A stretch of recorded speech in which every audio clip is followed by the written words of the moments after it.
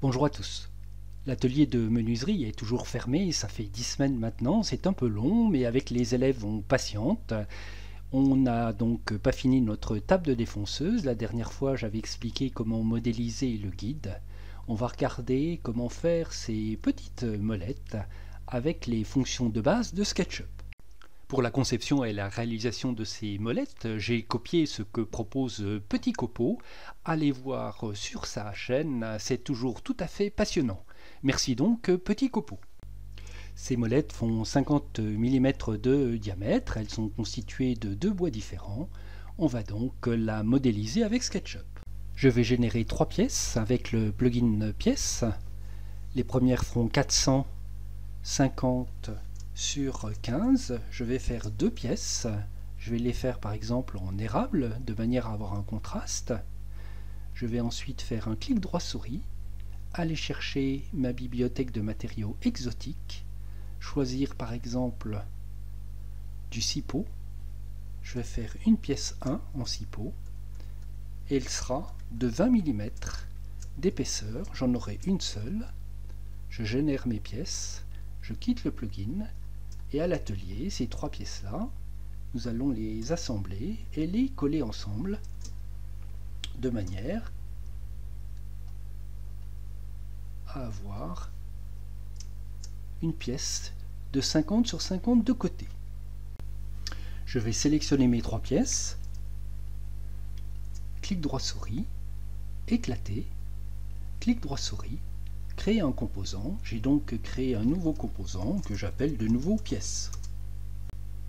Je vais regarder ma pièce par son about. Avec l'outil mettre ruban, je vais placer 2 guides à 25 mm pour avoir le centre. Je vais tracer une ligne verticale et cette ligne, je vais l'incliner d'un angle de 22 degrés 5, c'est-à-dire la moitié de 45. 22 degrés 5, voici qui est fait. Je vais tracer un cercle, pas de 24 côtés mais de 8, ça sera donc un octogone.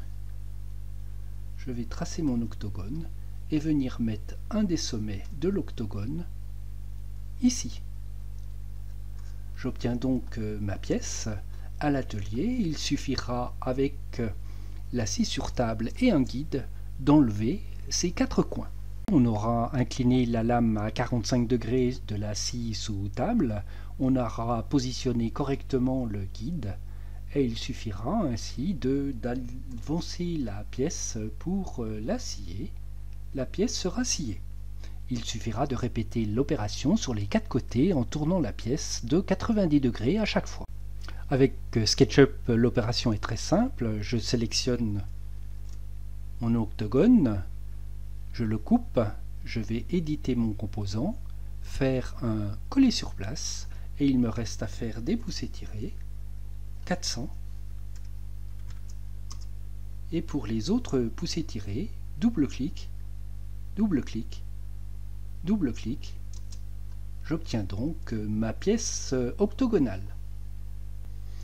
Je vais à présent faire les cannelures, j'édite mon composant, je lance la fonction cercle, il va faire 6 mm de côté, je vais enlever la partie qui ne sert pas, sélectionner cette partie-là, Q pour faire pivoter, je vais prendre le centre de ma partie, le tourner de 45 degrés, x 8, j'obtiens donc mes cannelures.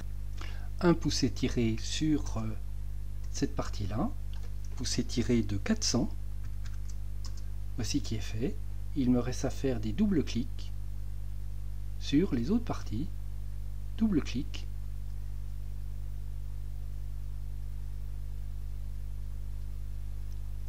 toutes mes cannelures sont réalisées. Pour faire ces cannelures, on va utiliser pour la première fois notre table de défonceuse avec une fraise à gorge. On appuiera la pièce contre le guide et on la passera ainsi en la faisant tourner 8 fois pour usiner les 8 cannelures.